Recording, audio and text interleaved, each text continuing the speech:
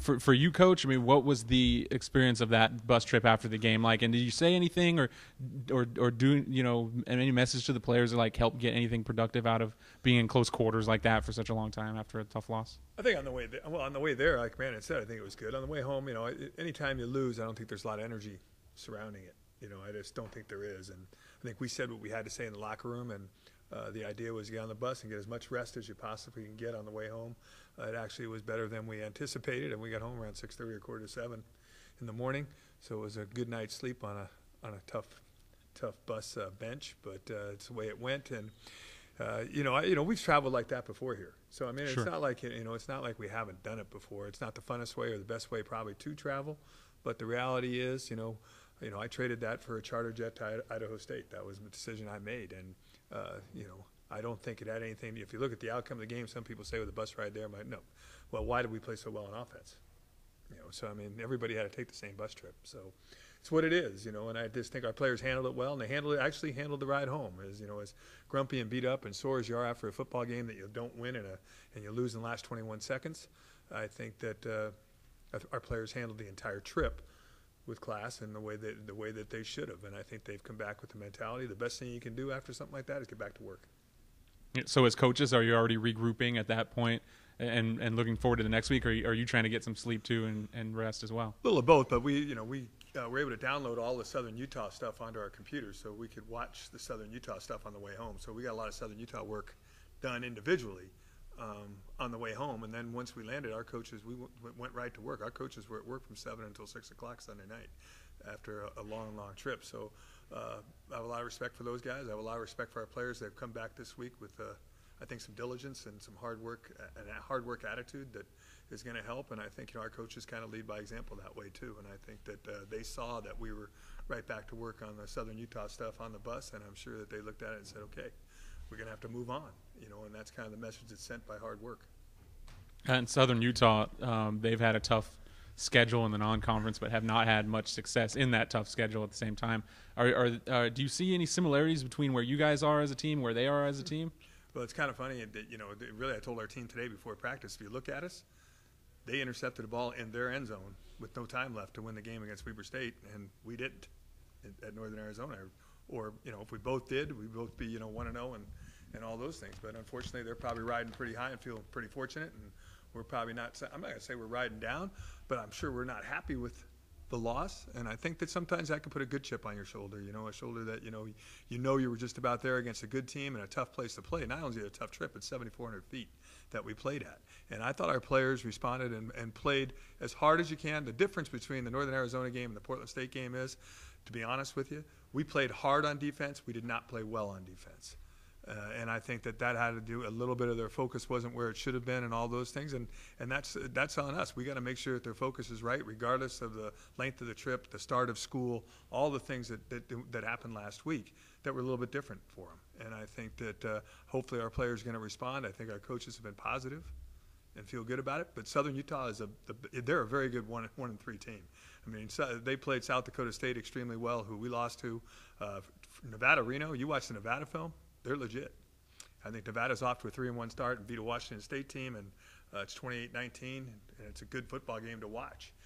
Two good football teams are playing, and then I think Weber State's vastly improved. And for them to get that win at home was a huge win, and I'm sure they're going to use that to build on. So this game does have some implications now for us due to the fact that we lost. And we're 0-1. We're going to find out exactly what we're made of because they're good, number one. And Ed Lamb does a great job, their head coach there, but he's also, as a defensive coordinator, coached against a lot of option football teams and done very well as far as his game preparation to do that. So we have to be on task on offense, and defensively we got to step it up and play the way we're capable of playing, which we did not do Saturday night. Coach, you talked to me about at the beginning of the season about limiting quarterback hits, guys getting hit. Chris Brown gets listed for 26 carries last game. Is that too many? Well, I mean, the deal is that, number one, once you get into the heat of the battle, you can have a plan that you want to limit what the guy can do. But the nature of our offense, he's going to carry the ball. And is it too many? Probably not what we want to do week in and week out with him. But his productivity has been pretty good when he's had the ball in his hands. And I think right now that people are defending him. And I think once you start defending one person, then you may have some issues defending the rest of the people we have, which kind of Brandon alluded to a little bit about his carries. So I think that we've become a little bit more multiple because of it, not just because we threw the ball well last week, but because a lot of different guys are touching the ball. And I think that that's good. Is Chris carrying it too much? Maybe, but you also have to remember that I think 6 to 7 of his carries were some type of a 4th and 1, 3rd and 1 type of a deal, where you're probably not getting the biggest hits. So, that's the positive. But, he's feeling the heat of 26 carries. There's no question about it. But he also said that that's why he works 9 months out of the year, is to be ready to do that. Jordan had a breakout game. He had 117 yards and a touchdown as a receiver at Cal Poly. That's kind of hasn't happened a lot lately in terms of big games like that. Maybe Willie's had a few over the last couple of years. But what's the weekly conversation or the regular conversation with the receivers in terms of expectations, and what kind of patience does it take for a guy like that to wait and then have a game like he had? It's a good question, because it's a legit question based on who we are. And, and basically the answer is, if you don't want to block, you're not going to play. And so when you get your opportunities to run routes and catch the ball, you better take advantage of them. And I think if there's an area that we've improved in the last couple of years, I think our wideouts are extremely well coached right now. I think that they understand that if they get the opportunity to run a route, to run it properly and run it to its exactness, and if the ball's still in the air, go make a play. And that's kind of been the challenge that we gave our wideouts going into the Northern Arizona game, is if you get an opportunity to make a play, make a play. And Jordan did very well. And, he had one mistake where he got a penalty for a block in the back, but actually he did a great job of getting there, number one. And then once he got there, the defender got him in an awkward position, and that took away probably a first down from us. But I think overall his performance was very good. He was our offensive player of the week, and not just because he's caught the ball. He's been grading out extremely high because he's blocking well. And there's going to be games when we can throw the ball for 200 yards, and there's going to be games when we can't. And if we rush the ball for 470 yards this year, my guarantee would be we'd win. If we throw the ball for 200 yards, I'm not going to guarantee that we would win. So the game starts with the running game, and our wideouts need to understand that message as much as everybody else does. And I think they've taken it seriously and really, really have improved as blockers for us on the perimeter. Coach, you mentioned that Southern Utah is familiar with your guys' offense. Is there any kind of tweaks you make to kind of counteract that? Well, there's no question we've gone back and studied what he has done to us in the past, but, they're doing some different things on defense this year, which throws us back to, the starting blocks, so to speak, as far as what they might do to us. So offensively for us, it's just so much different. Brandon alluded to it, but the bottom line thing is every week, we have what we would call as a ready list for whatever front we've ever faced. Now, it doesn't mean we practice every play against every front we've ever, but we know some plays that we can go to until we get straight. And that's the way we have to approach it, because we really don't know what we're going to get. So, last week we kind of got what we thought we were going to get, which obviously helped us.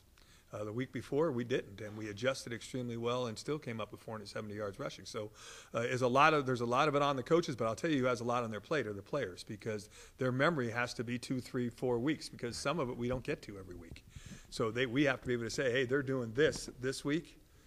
Okay, remember what we did for 1 week during 2 days. And let's go back and let's make sure we're able to execute those things. So it's difficult for us, but we can make an educated guess on what we're going to get. But the reality of the situation, every time we make that guess, we're probably about a 50-50 shot of being exactly correct as far as what they're doing.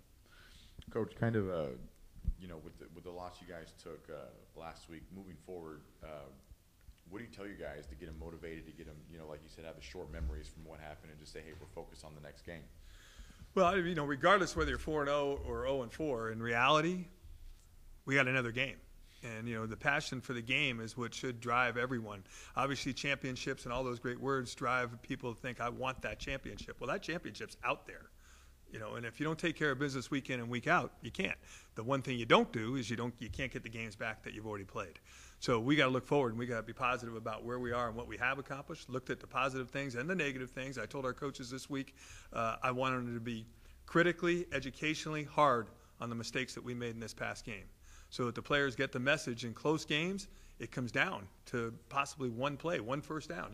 We did score 35 points, but if we get a first down on our last possession, shoot, we had 25 of them. What's wrong with 26? So I think that's probably the most important thing. It was a team loss. We tell our guys all the time, if they have 38, then we need 39. And we tell our defense, if we have 35, they can only have 34. And that's the bottom line of the game of football. And then you can evaluate. It's a lot easier to be positive and evaluate the game after you win 35-31 rather than lose 38-35.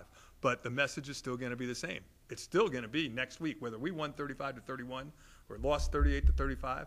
We still have to evaluate the mistakes we have. We still have to move forward. We still play this week, not last week. And that's what we have in front of us. So the message is, let's go get them this week, and let's get back to being one-on-one and see where that puts us in this thing as we move forward with the next game after that. What are we going to see from Southern Utah's offense Saturday? Well, they have a new offensive coordinator that we haven't faced before, Gary Croton, who been around the block. You know, he's been at the University of Oregon, he's been at BYU, he's been in the NFL. I mean, he's done a lot of things in his career, and he's pretty innovative. You know, so to the naked eye, it might look like a lot of the same things that maybe Auburn's doing and people like that are doing. In reality, it's always going to have a Gary Croton kind of touch to it. You know, and I think they do a good job. I mean, I think they're much more multiple than they've been in the past times that we've played them. They run, you know, they have a good run game. I think the quarterbacks are both good athletes that they're playing with. I think they have some skill players that are pretty legitimate, and they're always big on the offensive line. They're going to be big again this year. So I would look for them to be multiple, but with a lot of that zone read option kind of stuff that Oregon does now, and those schools do, and we're going to have to be ready to make sure we're assignment strong, as well as being physically tough enough to match up with the size that they're going to present us with. And that's probably true on both sides of the ball. They're big on defense too. No huddle offense? They have the ability to do both. And, you know, we'll wait and see what we get. But most people now are kind of that muddle huddle anyway. So we'll wait and see on how fast their tempo is and what they decide to do. How are you as far as injuries? Well, I think it was fun today is see Matt Fisher actually ran around today, which is a good thing for us on the offensive line, considering what happened to Ross Berry, which was a very difficult injury for him to have to go through. And he was playing a good game, and we were ahead, and he was feeling good about it. And it's unfortunate that he got rolled up on the back of his leg, and he won't get home again till tomorrow from Flagstaff. But you know, I think other than that, we stayed pretty healthy. Probably stayed the healthiest that we've stayed this year. Through the course of the game, other than Ross, which is a big loss, because on the offensive line, you know, it's where you want to have the most depth, because that's where you win and lose games. Great.